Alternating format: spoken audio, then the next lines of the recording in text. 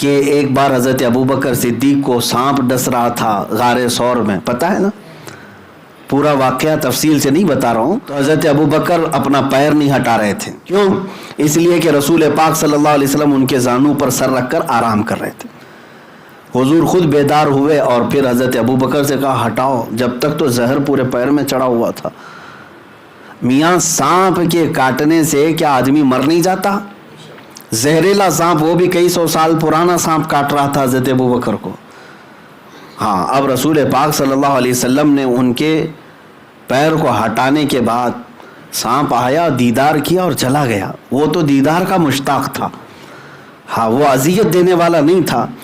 حضور پاک نے اپنا لعاب پاک لگایا حضرت ابوبکر کے پیر میں جہاں سانپ کاٹا تھا اور اللہ نے انہیں شفا عطا فرمائی، پیر صحیح ہو گیا. ایک واقعہ یہ ہے. دوسرا واقعہ حضرت علی کا، جو مدینے کے قریب مقام صحبہ میں، وہاں بھی حضور ان کے ران پر زانوں پر سر رکھ کر آرام کر رہے تھے. عصر کی نماز حضرت علی کی چھوٹ گئی، سورج ڈوب گیا. یہاں پر بھی وہاں جان جا رہی تھی، وہ بھی حضور کی نیند پر ہی ہے. اور یہاں نماز گئی، وہ کس پر؟ حضور کی نیند پر. لیکن حضور یہاں پر بھی بیدار ہوئے ہیں. یہ نہیں کہا قضا کر لینا، آگے دیکھ لینا، بلکہ نہیں، اشارہ کر کے سورج کو واپس بلایا اور عصر کے مقام پر اس کو پہنچایا. حضرت علی سے کہا اپنی نماز پڑھ لو. نماز پڑھ لی اور چلے گئے. پتہ یہ چلا کہ حضور کی نیند کی حفاظت میں بھی اگر کسی نے چھوٹی کوئی چیز قربان کی تو رائگاں نہیں جاتی، اس قربانی پر سورج کو بھی پلٹایا جا سکتا ہے. ارے کائنات کا نظام بدلا جا سکتا ہے. تم کیا سمجھتے ہو ناموس رسالت کی حفاظت ہلکی بات ہے؟ ہاں، کائنات کے رخ کو بھی بدل دیا جائے گا، ہوائیں بدل دی جائیں. دو واقعات توجہ چاہتا ہوں. ایک، حضرت ابوبکر صدیق نے جان کی بازی لگا دی، سانپ کاٹ رہا ہے، حرکت نہیں کیا. دوسرے، حضرت علی نے نماز کی بازی لگا دی، وہ بھی نیند پر. ہمارے اور آپ کی طرح نہیں، حضرت علی کی ایک نماز کا چھوٹنا بہت بڑا معاملہ ہے، بہت بڑا معاملہ ہے ان کے لیے. یہ عام لوگوں کی طرح قیاس نہ کریں. اب اعلیٰ حضرت رضی اللہ تعالیٰ عنہ کے اشعار پڑھیں، سمجھاتے ہیں پورے اس معاملے کو. صدیق بلکہ غار میں جان ان پہ دے چکے، حفظ جان تو جان فروز غرر کی ہے. یعنی جان بچانا بہت بڑا فرض ہے. جان بچانا کیا ہے؟ فرض. ارے میاں، جان بچانے کے لیے شریعت نے یہاں تک کی چھوٹ دی ہے کہ اگر ایسی نوبت آ گئی کہ کہیں کچھ نہیں ملتا تو کوئی حرام گوشت کا ٹکڑا ملے اور وہ کھا کر بچا سکتا ہے تو بچا لے. یہاں تک کی چھوٹ شریعت نے دی. یہ حفظ جان کی حفاظت کرنا بہت بڑا فرض ہے، لیکن وہ بھی انہوں نے خیال نہیں کیا. وہ فرض تھا نا، جان بچانا کیا ہے؟ فرض. بہت سارے لوگ یہی کہتے ہیں حضرت آج آپ کہہ رہے ہیں ٹھیک ہے باہر جانا خطرہ ہے، جان کی حفاظت تو فرض ہے نا، گھر میں بیٹھنا چاہیے، جان کی حفاظت فرض ہے. اب میں آپ کو سمجھاتا ہوں جان کی حفاظت کیسے فرض ہے. ایک، جان کی حفاظت فرض تھی لیکن اس فرض کو چھوڑ دیا حضرت ابوبکر نے.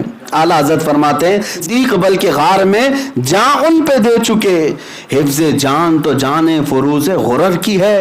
مولا علی نے واری تیری نیند پہ نماز، وہ بھی نماز عصر جو سب سے اعلیٰ خطر کی ہے.